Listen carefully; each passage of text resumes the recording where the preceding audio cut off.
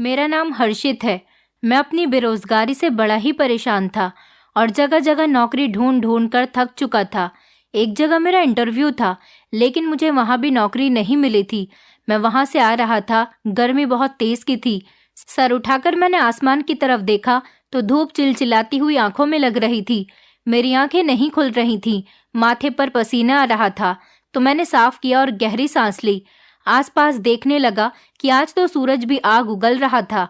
ऐसा लग रहा था जैसे सूरज भी मुझे आजमा रहा है। पहले जो धक्के अपनी जिंदगी से तंग आकर मैं खा रहा था, वही मेरे लिए बहुत थे कि आज इस गर्मी ने भी मेरा दिमाग खराब कर दिया था।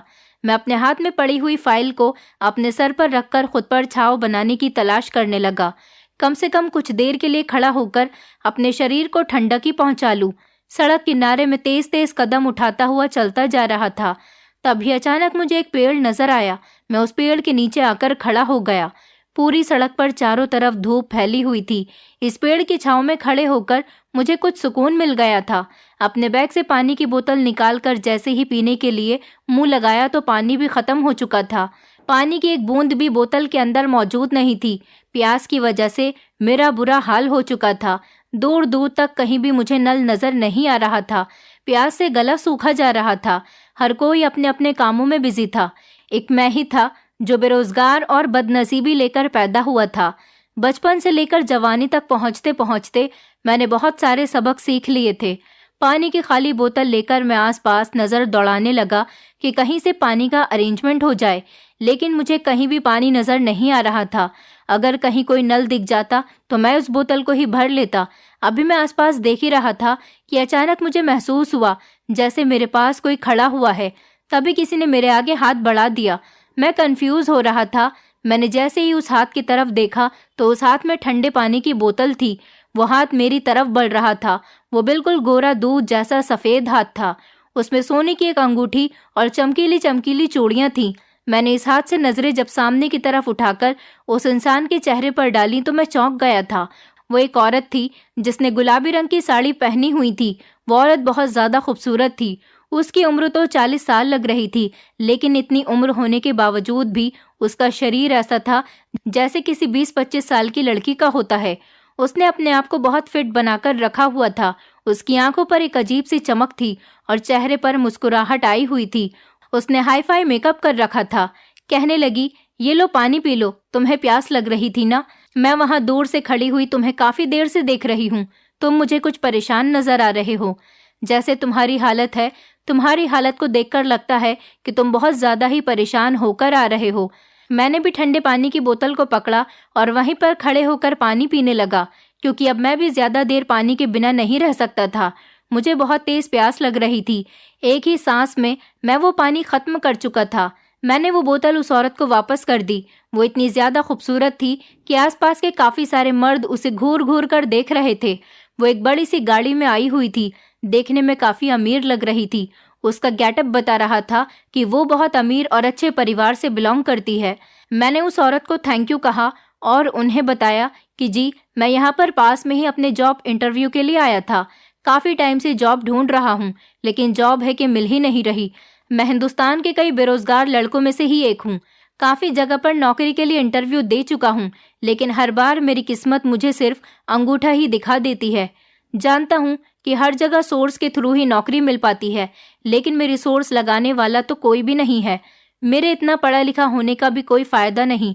फिलहाल आपका थैंक यू। मैंने इस औरत को 1-2 बार फिर से थैंक यू कहा और जल्द से जल्द मैं अपने घर जाना चाहता था, क्योंकि घर जाकर मुझे अपनी बीमार माँ और जवान बहन के लिए खाने की सब्जी वगैरह भी लेकर जानी थी। मैं यहाँ से खाना पकाने के लिए कुछ लेकर जाता, तभी मेरे घर में मुझे बना हुआ खाना मिलना था, क्योंकि एक मैं ही था जिसके ऊपर घर की सारी जिम्मेदारी थी। इसलिए मैं अपना यहाँ पर टाइम वेस्ट नहीं कर सकता था। इस औरत को शुक्रिया अदा करके मैं वहां से तेज कदम उठाते हुए उस औरत के पास से निकलकर अपने घर की तरफ जाने लगा था। पैसे बचाने के चक्कर में मैं ज्यादा से ज्यादा पैदल जाता था, क्योंकि रिक्शा में भी पैसे ही दिए जाते हैं। कोई हमें फ्री में तो घर तक नहीं छोड़ सकता, और यहाँ मेरे पास पैसों की बहुत ज्यादा कमी थी। बहुत सोच समझकर चलना पड़ता था। अभी मैं भीड़ भाड़ वाली जगह से निकलकर आगे बढ़ा ही था कि मुझे लगा जैसे कोई मेरा पीछा कर रहा है। मैंने जैसे ही पीछे मुड़कर देखा तो वो गुलाबी साड़ी वाली औरत मेरा पीछा करते हुए आ रही थी। वो मुस्कुराते हुए एक बार फिर मेरी तरफ देखने लगी थी। मैं कुछ समझ नहीं पाया था। मैंने सोचा कि हो सकता है कि इस औरत का घर भी इसी रास्ते पर हो, लेकिन वो पैदल क्यों आ रही थी? यही बात सोचते हुए मैं चल रहा था। फिर वो मेरे बराबर में आकर मेरे कदम से कदम मिलाकर चलने लगी। तो एक सेकंड के लिए मैं रुक गया था। मेरे रुकने पर वो भी रुक गई और फिर स्टाइल बनाकर खड़ी हो गई और लगातार मुझे देखने लगी। इस औरत की हरकतें मुझे बहुत अजीब लग रही थी। मुझे तो वो औरत कोई मेंटल सी लगने लगी थी। लेकिन इतनी खूबसूरत औरत भला मेरा पीछा क्यों कर रही थी? फिलहाल मेरी खुददारी मेरे बीच में आ गई थी और मैं इस औरत की चालाकी को अच्छे से समझता था। मैंने घूर कर उसे देखा और कहने लगा कि क्या बात है मैडम, आप मेरा पीछा क्यों करती हुई आ रही हो? मैंने आपको थैंक यू बोल दिया है, क्या अब आपको पानी के भी पैसे देने पड़ेंगे? वो मेरे ये शब्द सुनकर मुस्कुराने लगी थी। इस टाइम उसने अपने पर्स से एक एनवलप निकाला और मेरे हाथ पर रख दिया। वो एनवलप देखकर मुझे शॉक लगा था कि क्या था इस एनवलप के अंदर और ये औरत इसे मुझे क्यों दे रही थी। मैंने खोलकर देखा तो मुझे अचानक ही झटका लग गया था। उसमें तो बहुत सारे पैसे मौजूद थे जिनको मैं गिन तो नहीं सका था, लेकिन इतना आइडिया तो हो चुका था कि वो लाखों रुपए थे।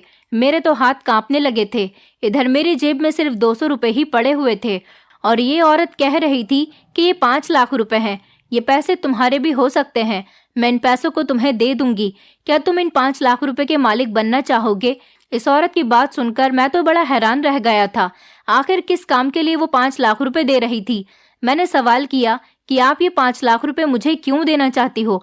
मैं तो आपको जानता भी नहीं हूँ, आपकी मेरी तो कोई जान पहचान भी नहीं है और ना ही मैंने आपका कोई काम किया है। फिर आखिर आप मुझे इतने ढेर सारे पैसे देने के लिए क्यों तैयार हो? आप मुझे ये पैसे क्यों देना चाहती हो मैडम? क्या आप मुझे बेवकूफ़ बना रही हो? वो औरत मुझे घूर कर देखते हुए कहने लगी, मैं तुम्हें एक बात बताना चाहती हूँ, लेकिन यहाँ पर नहीं, हम दोनों आगे कहीं बैठकर तसल्ली के साथ बातचीत करते हैं। वो औरत मेरे आगे आगे चल रही थी और मैं उसके पीछे पीछे था। उसके कदम से कदम मिलाकर चल रहा था। मेरे दिल में तो जैसे खुशी उमड़ पड़ी थी। ये औरत 5 लाख रुपए मुझे देने वाली थी। मैं तो 5 लाख रुपए के लिए कुछ भी करने को तैयार था। आखिर 5 लाख रुपए कोई छोटी रकम तो नहीं होती। कम से कम मुझ जैसे गरीब के लिए तो ये पैसे कम नहीं थे। इन 5 लाख रुपए से तो मैं अपना कोई कारोबार भी कर सकता था। मेरे दिमाग में काफी सारे ख्याल आने लगे थे। वो औरत चलते चलते मुझे एक होटल में ले आई। यहाँ पर अंदर आने के बाद हम दोनों एक तरफ को बैठ गए थे। उसने वेटर से कहकर कॉफी का ऑर्डर दिया। थोड़ी देर के बाद इस औरत के पास किसी की कॉल आ गई और ये फोन पर बातें करने के लिए चली गई। इतनी देर में चारों तरफ होटल को नजर दौड़ा दौड़ा कर देख रहा था। ये काफी बड़ा होटल था और यहाँ पर अमीर अमीर लोग ही आया करते थे। मैं तो कभी इसके पास से भी होकर नहीं गुजरा था क्योंकि मेरी इतनी औकात ही नहीं थी। थोड़ी देर के बाद ये औरत मेरे पास जाकर दोबारा से अपनी चेयर पर बैठ गई थी। वेटर भी कॉफी लेकर आ गया था। उसने मुझसे कहा, कॉफी पियो, कॉफी पीते पीते बातें करते हैं। मेरे दिल में बार बार ये ख्याल जाग रहा था कि न जाने ये औरत मुझसे क्या बात कहने वाली है। वो अपने मोबाइल में न जाने क्या कर रही थी। मैं उसे देखकर घबरा गया था कि कहीं ये मुझसे कोई ऐसा वैसा काम करने के लिए तो नहीं कहेगी जिसे मैं नहीं कर सकूंगा। मैं एक बहुत ईमानदार इंसान हूँ। सारी जिंदगी मैंने सादगी से गुजार दी। मैं कोई गैर कानूनी काम करके फंसना नहीं चाहता। थोड़ी देर के बाद उसने अपना मोबाइल रख दिया था। मेरी तो कॉफी फिनिश हो चुकी थी। उसके बाद जो उसने मुझे काम बताया उसे सुनकर मेरे होश उड़ गए थे। वो कहने लगी, तुम्हें मेरी बेटी के साथ एक रात गुजारनी होगी। मेरी बेटी लड़कों में बहुत इंटरेस्टेड है। यकीन मानो वो तुम जैसे जवान लड़कों के लिए तो पागल हुई फिरती है। कल मेरी बेटी का बर्थडे है और मैं चाहती हूँ कि मैं उसे कोई गिफ्ट दे सकूं। मैं तुम जैसे जवान और स्मार्ट लड़के को उसे गिफ्ट करना चाहती हूँ। वो औरत इतनी ज्यादा पागलों जैसी बातें कर रही थी।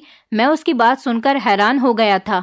मुझे उससे इस चीज की उम्मीद नहीं थी। मैंने तो कभी सपने में भी नहीं सोचा था कि भला एक औरत इस तरह के लिमिट क्रॉस कर देने वाली बातें भी कर सकती है। वो अपनी बेटी के लिए ही किसी जवान लड़के का बंदोबस्त कर रही थी ताकि वो रात भर उसकी इज्जत के साथ खेल सके। शर्म के मारे मैंने अपने कान बंद कर लिए थे। मैं कहने लगा कि माफ कीजिए मैडम, मैं कोई ऐसा वैसा लड़का नहीं हूँ। भले ही मैं बेरोजगार हूँ, गरीब हूँ, मगर मैं कभी भी ऐसा घिनौना काम करने के लिए तैयार नहीं हो सकता। इतनी बात कहकर मैं वहां से उठकर जाने लगा था कि उसने फिर से वही एनवलप 5 लाख रुपए वाला मेरे सामने रख दिया। उसने वो एनवलप से 5 लाख रुपए निकाल कर लहराए और इन पैसों को वो मुझे दिखाने की कोशिश कर रही थी। उसकी इस हरकत ने तो मुझे मजबूर कर दिया था। मैं भी तो अपनी आने वाली जिंदगी को संवारना चाहता था और मुझे दूर दूर तक कोई उम्मीद नहीं थी कि कहीं से मेरे पास पैसों का बंदोबस्त हो सकता है। ये मेरे पास एक गोल्डन चांस था जिसे मैं एक्सेप्ट कर लेता तो शायद मेरी जिंदगी बदल जाती। मैंने उस औरत को देखा जो पैसे हाथ में हिला हिलाकर अपनी अदाएं दिखा रही थी। वो मुझसे कहने लगी, सोच लो, इसमें तुम्हारा ही फायदा है। एक रात की ही तो बात है और सिर्फ एक रात ही तुम्हारी तकदीर बदल सकती है। मुझे तो तुम जरूरतमंद लगे, इसलिए मैंने सोचा कि मैं तुम्हारी मदद कर देती हूँ, वरना मेरी बेटी को लड़कों की कोई कमी नहीं है। सिर्फ एक रात गुजारने के तुम्हें इतने पैसे मिल रहे हैं, फिर इसमें परेशानी वाली क्या बात है? या फिर तुम इस काबिल ही नहीं हो कि तुम किसी लड़की के साथ एक रात गुजार सको? ये बात कहकर वो खामोश हो गई और मुस्कुराने लगी थी, जबकि मैं बहुत ज्यादा शर्मिंदा हुआ था। मैं सोच रहा था कि क्या करूं, क्या इस औरत की बात मान लूं, इस औरत से इनकार कर दूं और घर चला जाऊं। घर में भी बहुत ज्यादा तंगी आई हुई है, मेरी माँ भी बीमार है। मेरी कुछ समझ नहीं आ रहा था कि मैं क्या करूं। एक जवान बहन भी है जिसकी मुझे शादी करनी है। मेरे अलावा मेरी बहन और माँ का कोई सहारा भी तो नहीं है। हमारा छोटा सा ही घर था। मेरे पिता भी काफी सालों पहले मर चुके थे। मेरी माँ के पास जुड़ा कटा कुछ भी नहीं था। मेरी माँ ने मुझे जैसे तैसे पढ़ाया लिखाया था, लेकिन फिर भी मुझे नौकरी नहीं मिल पा रही थी। मैं था तो बेरोजगार ही। मैंने जल्दबाजी में फैसला कर लिया कि मैं उस औरत की बात मानने के लिए तैयार हूँ। वो मुस्कुराने लगी थी और कहने लगी, वेल डन, मुझे तुमसे यही उम्मीद थी। इसमें तुम्हारा ही फायदा है। ये पैसे तुम्हारी तकदीर बदल देंगे। उसके बाद उसने 5 लाख रुपए में से मुझे 50,000 रुपए एडवांस दे दिए थे। वो पैसे देकर कहने लगी, ये लो तुम्हारा एडवांस, जाओ जाकर ऐश करो। बाकी के बचे हुए पैसे मैं तुम्हें काम होने के बाद दूंगी। मैं भी वो 50,000 रुपए लेकर अपने घर की तरफ चला आया था। उस औरत ने मुझे अपना मोबाइल नंबर और घर का एड्रेस भी दे दिया था और बता दिया था कि मुझे किस टाइम उसके घर पर जाना है। मैं अपने घर गया तो मैं बाजार से खाना लेता हुआ चला गया था, क्योंकि मुझे घर लौटते हुए काफी देर हो गई थी। इसलिए मैं होटल से ही खाना लेकर चला गया था। अपनी माँ की कुछ दवाइयाँ और उनके लिए फ्रूट्स भी लेता हुआ चला गया था और घर में थोड़ा सा राशन भी भरवा दिया था। मेरी माँ ने मेरे हाथों में इतना सारा सामान देखा और देखा कि आज पकाने के लिए कोई सब्जी नहीं लेकर आया हूँ, बल्कि पका पकाया ही खाना लेकर आया हूँ।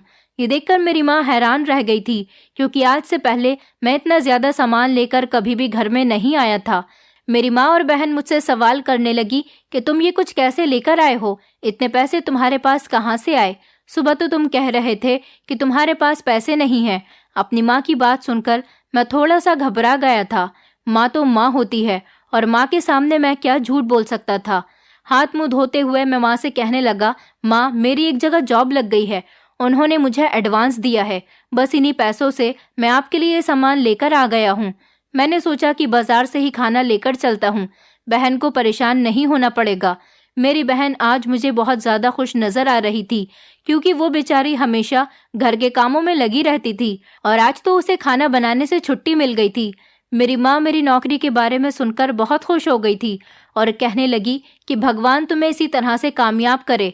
देखना, अगर इसी तरह से तुम्हारी नौकरी चलती रही तो धीरे धीरे हमारे घर के हालात काफी बेहतर हो जाएंगे। मेरी बहन ने मेरे लिए खाना लगाया और हम तीनों ने साथ बैठकर खाना खाया था, लेकिन मेरा ध्यान अभी भी उस औरत की तरफ ही लगा हुआ था। उस लड़की के साथ एक रात गुजारने के वो मुझे 5 लाख रुपए दे रही थी। क्या ये बात सच थी या फिर वो मुझे बेवकूफ बना रही थी? अब जो भी था, ये सच तो कल ही खुलने वाला था। मैं अगले दिन फिक्स टाइम पर तैयार होकर घर से निकलने लगा तो मेरी माँ ने मुझसे सवाल किया कि बेटा, तुम कहाँ जा रहे हो इतना तैयार होकर? मैंने माँ से कहा कि मैंने कल आपको बताया था ना कि मेरी नौकरी लग गई है, बस वहीं जा रहा हूँ। आप भगवान से प्रार्थना कीजिएगा कि आपका बेटा कामयाब हो जाए। अगर आपका बेटा कामयाब हो जाएगा तो हमारा पूरा भाग्य बदल जाएगा। मेरी माँ ये बात सुनकर बहुत खुश होने लगी और मैं घर से निकल आया था। रिक्शा पकड़कर मैं उस औरत के बताए हुए एड्रेस पर चला गया था। मैं इस औरत के घर पहुंच चुका था। इस औरत का घर देखकर तो मेरी आंखें फटी की फटी रह गई थी। मैंने दोबारा से अपने पास मौजूद एड्रेस को देखा और फिर इस घर को देखा। ये कोई घर नहीं था, बल्कि एक महल था। ये इतना ज्यादा खूबसूरत घर था, शायद मैंने इतना बड़ा और खूबसूरत घर पहली बार देखा था। लेकिन मैं ये सोच सोचकर परेशान हो रहा था कि ये इतनी अमीर औरत इतना गलत काम कैसे कर सकती है। मैं उस औरत के घर के बाहर खड़े होकर ही उसके दिए हुए नंबर पर कॉल करने लगा। उसने मेरी कॉल रिसीव की और कहा कि तुम कहाँ पर हो? मैंने उसे बताया कि मैं तो आपके घर के बाहर ही खड़ा हुआ हूँ। तो उसने शॉक होकर कहा, अरे तुम बाहर क्यों खड़े हुए हो? जल्दी से अंदर आओ, मैं तुम्हारा बहुत देर से इंतजार कर रही हूँ। मैं डरते डरते हुए घर के अंदर चला गया था। ये घर तो मैंने आज से पहले सिर्फ मूवीज में ही देखे थे। आज मैं पहली बार इतने बड़े घर के अंदर मौजूद था। घर के अंदर गया तो वो औरत मेरे सामने तैयार होकर खड़ी हुई थी। आज तो उसने बहुत ही छोटा ब्लाउज पहना हुआ था और उसकी साड़ी का पल्ला भी उसके कंधे पर नहीं था। पता नहीं वो मुझे क्या समझ रही थी। मैंने उससे कहा, मैडम आपको मेरे सामने ऐसी हरकतें करने की कोई ज़रूरत नहीं। देखिए मैं ऐसा वैसा लड़का नहीं हूँ, मैं बहुत ज़्यादा मजबूर हूँ, इसलिए मैं ये काम करने के लिए तैयार हुआ हूँ। वो मुझे देखकर हंसने लगी और कहने लगी कि मैं तो तुम्हारी नीयत देखना चाहती थी। मुझे लगता है कि तुम मेरा काम ढंग से नहीं करोगे, लेकिन अगर तुमने मेरा काम ठीक तरीके से नहीं किया तो मैं तुम्हें ये पैसे नहीं दूंगी। अगर तुम्हें ये पैसे लेने हैं तो मेरे कहने के मुताबिक ही काम करना होगा। उसने मुझसे कहा कि अच्छा चलो ठीक है, तुम बैठ जाओ। उसने नौकरानी को आवाज़ लगाई और उससे कहा कि मेहमान आए हैं, इनके लिए चाय बनाओ। मैं तो जितना हैरान होता मेरे लिए उतना ही कम था। मैं बहुत ज़्यादा नर्वस था, मगर वो औरत कहने लगी कि तुम्हें यहाँ पर जिस काम के लिए बुलाया गया है वो काम तुम्हें रात को शुरू करना है। जब तक तुम्हें यहीं पर रहकर टाइम काटना होगा। मैंने इस घर में बैठे बैठे सारा दिन गुजार दिया था और मुझे बार बार यहाँ पर कुछ न कुछ खाने पीने का सामान दिया जा रहा था। जब रात हो गई तो वो औरत मेरे पास आई और कहने लगी, तुम्हारा इंतज़ार अब ख़त्म हुआ, अब तुम्हें मेरी बेटी के कमरे में जाना होगा। मेरी बेटी तुम्हारा इंतज़ार कर रही है। मेरे दिल की धड़कनें तेज़ हो चुकी थी। आखिरकार मैं भी लड़का था, फीलिंग्स पर कंट्रोल आखिर कब तक रख सकता था। मैंने सोचा कि जितनी खूबसूरत ये औरत है, इसकी बेटी भी इतनी ही खूबसूरत होगी और इसकी माँ मुझे खुद अपनी बेटी के कमरे में भेज रही है, तो फिर मैं इस काम के लिए मना क्यों करूं? मैं वहां से सीढ़ियां चढ़ते हुए उस औरत की बेटी के कमरे के बाहर आ गया था। उसकी माँ ने खुद ही कमरा खोला था। मेरा दिल जोर जोर से धड़क रहा था और मैंने कमरे के अंदर कदम रखा तो सामने का नज़ारा मेरे होश उड़ा रहा था। कमरे को इस तरह से सजाया गया था जैसे यहाँ पर आज मेरी सुहागरात हो। एक लड़की बेड पर लेटी हुई थी। वो लड़की बहुत ज़्यादा खूबसूरत थी। इतनी ज़्यादा खूबसूरत लड़की को तो मैंने आज से पहले कभी नहीं देखा था। लेकिन एक अजीब बात ये थी कि जो लड़की थी ये सो क्यों रही थी, या फिर ये ज़रूर बेहोश थी। मैंने उसे लेटा हुआ देखकर उसकी माँ से सवाल किया कि ये लड़की क्यों सो रही है। वो औरत धीरे से कहने लगी, क्योंकि ये बेहोश है और मैंने खुद ही इसको बेहोश किया है। तुम्हें जो कहा गया है तुम सिर्फ वही करो और फिर जब काम पूरा हो जाए तो तुम मुझसे आकर पैसे ले जाना। वो औरत मेरे कंधे पर हाथ मारकर वहां से चली गई और बाहर से कमरा लॉक कर गई थी। मैं चलता हुआ उस लड़की के करीब जाकर खड़ा हो गया था। वो इतनी ज्यादा खूबसूरत थी कि उसके चेहरे से मेरी नजर हटी नहीं रही थी। धीरे धीरे मैं भी देखने लगा था। मैं खुद पर कंट्रोल करना चाह रहा था। फिर जिस काम के मुझे पैसे दिए गए थे मैंने इस काम पर ध्यान देना शुरू कर दिया। इस कमरे में मुझे लगभग 2 घंटे बीत चुके थे और वो लड़की मेरा चैन चुरा चुकी थी। मैंने कमरे की खिड़की से बाहर की तरफ देखा तो उस लड़की की माँ न जाने किस सोच विचार में टहल रही थी। शायद वो मेरा ही इंतजार कर रही थी। मैंने अपनी शर्ट के बटन लगाए और सीढ़ियां उतरता हुआ नीचे आ गया था और उस औरत के पास जाकर खड़ा हुआ। वो घूरती हुई नजरों से मेरा चेहरा देखने लगी। मैंने चेहरे पर मुस्कुराहट सजाकर उससे कहा कि मैडम आपका काम हो चुका है। ये सुनकर उसके चेहरे पर मुस्कुराहट आ गई थी। वो कहने लगी, मेरी बेटी जागी तो नहीं है ना? उसने कोई रिएक्ट तो नहीं किया? तुम्हें परेशान करने की तो कोशिश नहीं की ना? मैंने साफ साफ शब्दों में कह दिया कि नहीं, वो बेचारी तो बेहोश ही है और मैं अपना काम पूरा कर चुका हूँ। ये सुनकर उसने खुशी से अपने पास मौजूद 5 लाख रुपए निकाले और मेरे हाथ पर रख दिए थे। वो कहने लगी कि जाओ अब दोबारा मुझे कहीं नजर मत आना और तुम्हारा काम पूरा हो चुका है। ये भी ध्यान रखना कि इस बारे में किसी को बताने की जरूरत नहीं है, वरना तुम जानते ही हो कि मैं तुम्हारा क्या हाल करूंगी। और तो और इस काम में तुम पर भी इल्जाम आएगा। मैं इस औरत की हर बात को सुनकर वहां से निकल आया था। बैठे बिठाए मुझे 5 लाख रुपए मिल गए थे। मेरे लिए बहुत खुशी की बात थी। माँ को बहाना लगाकर बता दिया कि ऑफिस के पहले दिन ही बॉस ने मेरे काम से खुश होकर मुझे इतने सारे पैसे दे दिए। अब तो मेरा काम दिन ब दिन बढ़ता चला जाएगा और हमारी जिंदगी से गरीबी दूर चली जाएगी। मेरी माँ तो मेरी खुशियों को देखकर अचानक सोच में पड़ गई थी। अभी रात ही हुई थी जब मुझे उस औरत की दोबारा से कॉल आई। वो कॉल करते ही कहने लगी कि मैं तुम्हारी तरफ से बहुत खुश हूँ, तुमने मेरे दिल की तमन्ना आज पूरी कर दी है। मुझे नहीं पता था कि तुम मेरा काम इस तरह से भी पूरा कर सकते हो। मुझे तुम्हारा काम बहुत पसंद आया है। अगर तुम्हें और पैसों की ज़रूरत हो तो मुझे बता देना, मैं तुम्हें पैसे भिजवा दूंगी। मैं तो समझ रही थी कि तुम अपना काम सही तरीके से नहीं करोगे, मगर जिस तरह की मेरी बेटी की हालत हो रही है, तुम नहीं जानते कि तुमने मेरा काम कितना आसान कर दिया। उस औरत की ये बात सुनकर मैं फ़ोन बंद कर चुका था। मैंने अपना मोबाइल निकाला और उस पर एक वीडियो देखने लगा। क्या कमाल की वीडियो थी जो मैंने उस औरत के घर में रिकॉर्ड की थी। सही टाइम आने पर यह वीडियो भी उस औरत की जेब से पैसे निकलवाने के लिए मेरे काम आने वाली थी। मेरे दिल में तो लालच जाग उठा था, जो अब इतनी आसानी से ख़त्म नहीं होने वाला था। मैंने जब टाइम देखा तो रात के 12 बज रहे थे। अब मुझे सोना चाहिए था, क्योंकि सुबह मैं एक बहुत बड़े काम को अंजाम देने वाला था। अगली सुबह मैं उठा और दोबारा वहीं पर चला गया। उस औरत का आलीशान बंगला बना हुआ था। लगभग 7 बजे का टाइम था। उस टाइम तो अमीर लोग घोड़े बेचकर सो रहे होते थे। मैंने बाहर आकर एक नंबर पर कॉल की तो थोड़ी देर के बाद उस घर का दरवाज़ा खुला। दरवाज़ा खुलते ही वो घर से बाहर निकल गई थी और वो मेरे साथ बाइक पर बैठ गई। ये बाइक भी मेरी नहीं थी, मैंने अपने किसी फ्रेंड से थोड़ी देर के लिए उधार मांगी थी। मुझे अब सीधा कोर्ट जाना था, जहां मैं इस लड़की के साथ कोर्ट मैरिज करने वाला था। जैसे ही कोर्ट के बाहर खड़े होकर मैंने उस लड़की को देखा तो वो अपने चेहरे को झुकाकर खड़ी हुई थी। इस लड़की की उम्र लगभग 20 साल थी और इसका नाम अंजलि था। वो बहुत ज़्यादा खूबसूरत थी। उसकी बड़ी बड़ी आंखों में आंसू भी थे। जो कदम वो मेरे साथ उठाने जा रही थी वो उसकी ही भलाई के लिए था, मगर अफसोस कल के गुजरे हुए हालात हमें याद आने लगे। उसके बाद ही मैंने ये फैसला किया था कि मैं इस लड़की के साथ शादी कर लूँगा। कुछ देर बाद कानूनी तौर पर हम दोनों पति पत्नी बन चुके थे। मैं उसकी फीलिंग्स को महसूस कर सकता था। वो बेचारी बहुत ज़्यादा परेशान थी। उसका पूरा शरीर कांप रहा था। वो बिल्कुल खामोश थी और उसकी आंखें बार बार नम हो रही थी। जब उसने कोर्ट मैरिज के पेपर्स पर साइन किए थे, वो बेचारी फूट फूट कर रो रही थी, मगर ऐसा करना भी तो बहुत ज़रूरी था। कल रात जब मैं कमरे में गया था और वो औरत जब कमरा बंद करके वहाँ से चली गई थी, तो मैंने एक नज़र उस लड़की को देखा। वो लड़की बहुत ज़्यादा खूबसूरत थी, किसी फिल्मी हीरोइन से कम नहीं लग रही थी। मेरी नज़र उसकी खूबसूरती से हटी नहीं रही थी।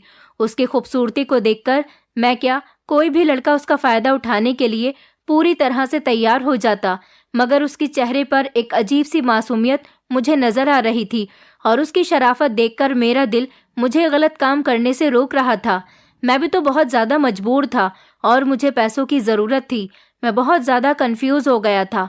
मैं कमरे में इधर उधर टहल टहल कर सोच रहा था कि भगवान मुझे कोई सही रास्ता दिखा दे कि मैं कुछ गलत भी न कर सकूं और मुझे पैसे भी मिल जाएं। अभी मैं यही सब कुछ सोच रहा था कि अचानक मुझे टेबल पर एक डायरी रखी हुई नजर आई। ये डायरी ऊपर से बहुत ज़्यादा खूबसूरत थी। इस डायरी को शायद इस लड़की ने अपने हाथ से ही बनाया था। मैंने डायरी को खोला और पढ़ने के लिए बैठ गया। उस डायरी में इस लड़की की पूरी इन्फॉर्मेशन लिखी हुई थी और इसकी ज़िंदगी की कहानी भी थी। इस डायरी में लिखा हुआ था कि ये औरत मेरी सौतेली माँ है, जिसने सबको ये साबित किया हुआ है कि मैं पागल हूँ और ये मुझे पागल साबित करके इस घर से निकाल देना चाहती है। मैं अपनी सौतेली माँ से बहुत तंग आ गई हूँ। मैं जीना नहीं चाहती, क्योंकि मैं ऐसी ज़िंदगी नहीं गुजार सकती जहाँ पर मेरे अपने ही मेरा यकीन न करें। ये औरत हमेशा मुझे मेरे पिता की नज़रों में गिराने के लिए तैयार रहती है। मेरे पिता मुझसे नाराज़ रहने लगे हैं। उन्हें भी यही लगता है कि मैं पागल हूँ और पागलों जैसी हरकतें करने लगी हूँ, लेकिन मैं पागल नहीं हूँ। मैं तो बिल्कुल ठीक हूँ। ये औरत मुझे घर से निकालकर मेरे हिस्से की जायदाद अपने नाम करवाना चाहती है। और भी इस डायरी में बहुत सी बातें लिखी हुई थी जिन्हें पढ़कर मेरा दिल दहल गया था। इस लड़की ने लिखा हुआ था कि मेरी यह सौतेली माँ मेरे साथ काफ़ी कुछ गलत कर चुकी है। अब मेरे अंदर बर्दाश्त खत्म हो गई है। अब आगे अगर इसने मेरे साथ कुछ भी गलत करने की कोशिश की और मेरे पिता की नज़रों में मुझे गलत साबित किया तो मैं सुसाइड कर लूँगी। उस लड़की की कहानी में बहुत दर्द था। वो बेचारी बचपन से ही बहुत परेशान थी। मुझे उस बेचारी लड़की पर बहुत तरस आ रहा था और अब उसकी सौतेली माँ थी कि उसने मुझे काम दिया था कि मैं उसके साथ एक रात गुजारूं। मैं समझ गया था कि उसकी माँ उस पर गलत आरोप लगाकर उसे बदनाम करना चाहती है, ताकि वो अपने पिता की नज़रों में गिर जाए और उसका पिता अपनी जायदाद से अपनी बेटी को निकाल दे। भले ही मैं उस औरत का काम करने के लिए तैयार हो गया था, लेकिन मेरी ईमानदारी मुझे ये काम करने से रोक रही थी।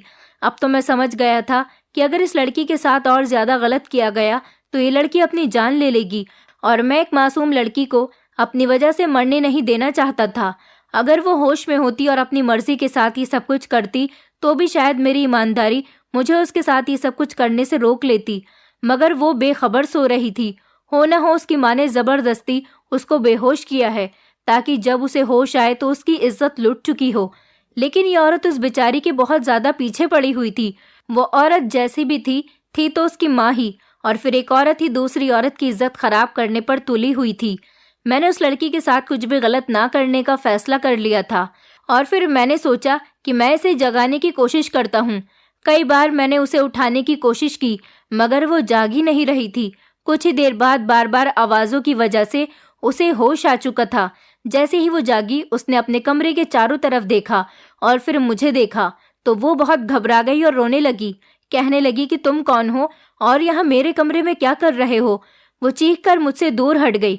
उसकी आवाज़ भी उसके जैसी ही प्यारी थी। मैं उसे तसल्ली देते हुए कहने लगा, तुम्हें डरने की ज़रूरत नहीं है, मैं तुम्हें सब कुछ बताता हूँ, मैं कोई गलत इंसान नहीं हूँ। इसके बाद मैंने उसे वो सब कुछ बता दिया जो कुछ उसकी माँ ने मुझे उसके साथ करने के लिए कहा था, और उसके बदले में मुझे 5 लाख रुपए देने का वादा भी किया था। ये सुनकर तो उसको अपने कानों पर विश्वास नहीं हो रहा था। वो अपने हाथों में अपने चेहरे को छुपाकर फूट फूट कर रोने लगी। कहने लगी, मुझे पता था कि मेरी सौतेली माँ बहुत घटिया औरत है, लेकिन मुझे ये नहीं पता था कि वो एक औरत होते हुए इस हद तक भी गिर सकती है। सही कहा है किसी ने कि सौतेली माँ सौतेली ही होती है। वो कभी भी आपके साथ सगे जैसा बिहेवियर नहीं कर सकती। वो मुझे अपने बारे में बताते हुए कहने लगी, जब मैं 10 साल की थी, मेरी माँ की एक बीमारी के कारण मौत हो गई। मैं अपने माता पिता की इकलौती बेटी थी। मेरे पेरेंट्स मुझ पर जान न्यौछावर करते थे। हमारे पास किसी चीज़ की कोई कमी नहीं थी। मेरे पिता ने मेरे जन्म के बाद ही ये बंगला मेरे नाम कर दिया था, और जो उनकी बड़ी प्रॉपर्टी थी वो मेरे पिता ने मेरी माँ के इलाज पर ख़त्म कर दी थी, क्योंकि वो माँ को हर तरह से बचाना चाहते थे। उन्होंने पैसों को पानी की तरह बहाया था, लेकिन फिर भी मेरी माँ नहीं बच सकी। फिर एक दिन मेरी माँ हमें इस दुनिया से छोड़कर चली गई। इसके बाद मेरे पिता ने मेरी माँ की मौत के गम को अपने दिल से लगा लिया, और वो इसी गम में बर्बाद होते चले गए। उन्होंने अपने बिजनेस पर भी कोई ध्यान नहीं दिया। मेरे पिता बर्बाद होते चले गए। ये बंगला मेरे नाम था, मैं इस बंगले की मालिक थी, और मैं भी अपने आप को बहुत अकेला महसूस करने लगी थी। मुझे पढ़ाई भी करनी होती थी, लेकिन कुछ बातें ऐसी होती हैं कि एक मर्द सिर्फ अपनी पत्नी से ही कर सकता है। मैं बेटी होकर अपने पिता का भरपूर ख्याल रखती थी, मगर फिर भी अपनी पढ़ाई में बिजी होने की वजह से मैं अपने पिता के साथ ज़्यादा टाइम स्पेंड नहीं कर पाती थी। मेरे पापा को उनके रिश्तेदारों ने समझाया कि उन्हें दूसरी शादी करनी चाहिए। अब मेरी उम्र 15 साल हो गई थी और मैं धीरे धीरे जवान होने लगी थी, और इसी तरह मेरे पापा की शादी मेरी सौतेली माँ के साथ हो गई, क्योंकि ये मेरे पापा के दोस्त की बहन थी और ये तलाकशुदा थी। इस औरत के पति ने इसे तलाक देकर घर से निकाल दिया था। मेरे पिता ने इससे शादी करके इसे हमारे घर में सहारा दिया। मेरे पापा को लगता था कि ये औरत मेरे पापा और उनकी बेटी का बहुत ख्याल रखेगी। मुझे भी अपने पापा की दूसरी शादी से कोई एतराज़ नहीं था, क्योंकि मैं सोचती थी कि इस तरह से मेरे पापा का अकेलापन दूर हो जाएगा और मुझे भी माँ का प्यार मिल जाएगा। लेकिन इस औरत ने घर में आने के बाद एक के बाद एक मेरे खिलाफ चाल चली, क्योंकि औरत अच्छे से जानती थी कि इस बंगले के अलावा मेरे पापा के पास और कोई प्रॉपर्टी नहीं है, क्योंकि जो बची कुची प्रॉपर्टी थी वो काफ़ी सालों पहले मेरी माँ के इलाज में ख़त्म हो चुकी थी। अब जो कुछ भी है वो यही है। मेरे पापा का बिजनेस बहुत अच्छा है, वो काफ़ी सारा पैसा कमाते हैं, क्योंकि उन्होंने दूसरी शादी करने के बाद अपने बिजनेस पर दोबारा से ध्यान देना शुरू कर दिया था। लेकिन इस औरत को हमेशा यही बात खलती रही कि ये बंगला उसके पति की बेटी के नाम क्यों है। हालांकि वो अब मेरे पिता की पत्नी बनकर इस घर में आ गई थी, तो ये बंगला उसके नाम होना चाहिए था। मैं उसको अपनी माँ समझकर उसके करीब जाती थी, लेकिन वो औरत हर बार मुझे धुतकार देती थी। मेरे पिता के सामने तो ऐसे रिएक्ट करती थी जैसे मुझसे बहुत प्यार करती है, लेकिन उनके पीछे मुझ पर अत्याचार करती थी, मुझे खाना नहीं देती थी। मैं बहुत ज़्यादा परेशान रहने लगी थी। इसी तरह से मेरी उम्र 18 साल हो गई और इस औरत ने मुझ पर इल्ज़ाम लगाकर मेरे पिता को मेरे खिलाफ कर दिया। कभी कभी मेरे पिता मेरी बात मान लेते थे, लेकिन कभी कभी वो मुझ पर इस औरत के लिए हाथ भी उठा दिया करते थे। इस औरत ने मेरी ऐसी अजीब अजीब हरकतें मेरे पिता को बताई कि उन्होंने मुझे पागल समझना शुरू कर दिया और सिर्फ मुझे कमरे में बंद रहने के लिए ही कहा। मैं पिछले 7-8 सालों से इस कमरे में ही बंद रहती हूँ। मेरी माँ चाहती है कि मेरे पिता मुझसे मेरी जायदाद वापस ले ले, लेकिन अभी तक मेरे पिता के दिमाग में ऐसी कोई बात नहीं आई है। लेकिन वो औरत यही चाहती है कि मेरे पिता मुझसे मेरी जायदाद लेकर उस औरत के नाम कर दे, क्योंकि वो उनकी पत्नी बनकर इस घर में आ गई है और इस पर अब उसी का हक है। लेकिन मैं नहीं चाहती कि मेरी जायदाद उसके नाम हो जाए। अगर मैं उसको अपना बंगला भी दे दूं तो वो बदले में मुझे प्यार दे, लेकिन वो औरत बदले में मुझे प्यार नहीं देना चाहती। वो मुझे इस घर से निकाल देना चाहती है। मुझे पता है अगर मैंने उसके नाम अपना बंगला करवा दिया तो वो मुझे और मेरी जिंदगी को और भी ज्यादा खराब कर देगी। वो मेरी जिंदगी पहले ही काफी खराब कर चुकी है, क्योंकि वो मुझे पागल साबित कर चुकी है, मेरे पिता को मेरे खिलाफ कर चुकी है, और तो और मेरा अपने कमरे से निकलना भी बिल्कुल बंद हो गया। इसीलिए तो इस औरत ने ये चाल चली कि वो तुम्हें मेरे कमरे में एक रात गुजारने के लिए भेज दे।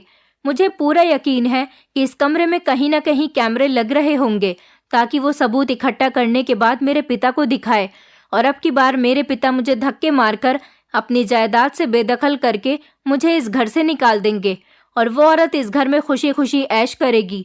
वो लड़की जोर जोर से रो रही थी, कहने लगी, मेरा इस दुनिया में मेरे पिता के अलावा कोई नहीं है, लेकिन ये औरत मेरे पिता को मुझसे छीन चुकी है। मुझे अपनी ऐसी जिंदगी बिल्कुल भी अच्छी नहीं लगती। मैं मरना चाहती हूँ, मैं मर जाना चाहती हूँ। वो जोर जोर से चिल्ला रही थी।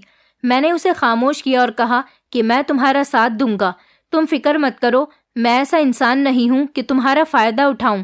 वो मेरी बात सुनकर खामोश हो गई। मैंने कहा, मैं तुम्हारी डायरी पढ़ चुका हूँ, मुझे तुम्हारी बीती हुई जिंदगी के बारे में तुम्हारी डायरी ने सब कुछ बता दिया है। वो कहने लगी, तुम मेरी किस तरह से मदद करोगे? मैंने कहा, मैं तुमसे शादी करूंगा, मुझे तुम्हारी जायदाद से कोई मतलब नहीं। मैंने फिर उसे अपने प्लान के बारे में बताया और मैं शर्ट के बटन लगाता हुआ नीचे उतर आया। मैंने उसकी माँ से पैसे लिए थे और वहां से निकल आया था। अगले दिन हमारे प्लान के मुताबिक उस लड़की अंजलि ने अपनी माँ को रोते हुए बताया कि उसकी इज्जत खराब हो गई है। तभी तो मुझे उस औरत ने फोन करके बताया था कि तुमने बहुत अच्छे तरीके से काम किया है। मैं उसे अपने साथ ले आया था और हम दोनों ने कोर्ट मैरिज कर ली थी। अंजलि का पिता 2 दिन के लिए अमेरिका गया हुआ था। जब 2 दिन के बाद अंजलि का पिता घर आया तो अंजलि की माँ ने उसे बताया कि तुम्हारी बेटी ने किसी के साथ अपना मुंह काला किया है, अब जल्दी से इसे घर से धक्के मारकर निकाल दो। अंजलि की माँ ने उसके कमरे में लगे हुए कैमरे की रिकॉर्डिंग उसे दिखाना चाहा, लेकिन वो रिकॉर्डिंग चली ही नहीं, क्योंकि मैंने कैमरे का तार डिस्कनेक्ट कर दिया था, जिसके बाद उसके अंदर कुछ भी रिकॉर्ड नहीं हुआ, क्योंकि अंजलि मुझे बता चुकी थी कि इस कमरे में जरूर कैमरे होंगे। और उसके बताने के मुताबिक जब मैंने कमरे में चेक किया तो कमरे में कैमरा मौजूद था, क्योंकि उसकी माँ सबूत इकट्ठा करना चाहती थी। लेकिन मेरे पास एक ऐसा सबूत था जिसने अंजलि की सौतेली माँ को बर्बाद करके रख दिया। मैं अंजलि के पिता के घर पहुंचने से पहले ही उनको उनकी पत्नी की कॉल रिकॉर्डिंग उन्हें भेज चुका था। जब अंजलि की माँ ने दूसरे दिन कॉल करके मुझसे कहा कि तुमने मेरी बेटी के साथ बहुत अच्छा काम किया है, मैं ऐसा ही चाहती थी कि उसकी जिंदगी बर्बाद हो जाए और वो फूट फूट कर रोए। वो इसी तरह से रो रही है। अगर तुम्हें पैसों की जरूरत हो तो मुझसे और ले लेना। ये पूरी बात मैंने अपने मोबाइल में रिकॉर्ड कर ली थी और वही रिकॉर्डिंग मैंने अंजलि के पिता को सेंड कर दी थी। अंजलि के पिता ने अपनी बेटी पर हाथ उठाने के बजाय अपनी पत्नी पर हाथ उठाया और उसे वो रिकॉर्डिंग सुना दी। अंजलि की माँ को ये उम्मीद नहीं थी कि अपने बिछाए हुए जाल में वो खुद ही फंस सकती है। अंजलि ने भी सब कुछ सच सच बता दिया था और कहा था कि वो मेरे साथ शादी कर चुकी है। मैं भी मौके पर पहुंच गया और मैंने कहा कि इस औरत ने मुझे इस गलत काम के लिए पैसे दिए थे। अंजलि के पिता ने अपनी दूसरी पत्नी को डिवोर्स देकर घर से निकाल दिया। अब अंजलि की सौतेली माँ दर दर की ठोकरें खा रही है और अंजलि के पिता ने खुशी खुशी मेरी और अंजलि की शादी धूमधाम से कर दी। जरूर मेरे दिल में लालच आ गया था, लेकिन मैं किसी औरत की इज्जत खराब नहीं कर सकता था। मेरी इस ईमानदारी से खुश होकर उन्होंने कहा कि तुम्हें चोरी चुपके शादी करने की क्या जरूरत थी, मैं तुम्हारी खुशी खुशी अपनी बेटी के साथ शादी करवा देता। और यही हुआ, उन्होंने खुशी खुशी मेरी और अंजलि की शादी करवा दी। मेरी माँ और बहन को भी इस बात से कोई एतराज नहीं था, क्योंकि अंजलि खूबसूरत होने के साथ साथ एक संस्कारी और अमीर पिता की बेटी थी। मेरी शादीशुदा जिंदगी अंजलि के साथ बहुत अच्छी गुजर रही है और मैं अंजलि से बहुत ज्यादा प्यार करता हूँ। दोस्तों, उम्मीद करती हूँ आपको हमारी कहानी पसंद आई होगी। कहानी पसंद आई है तो वीडियो को लाइक करें, चैनल पर नए हैं तो चैनल को सब्सक्राइब करें और हाँ, नोटिफिकेशन बेल को जरूर दबाएं ताकि अगली अपडेट सबसे पहले आपको मिले।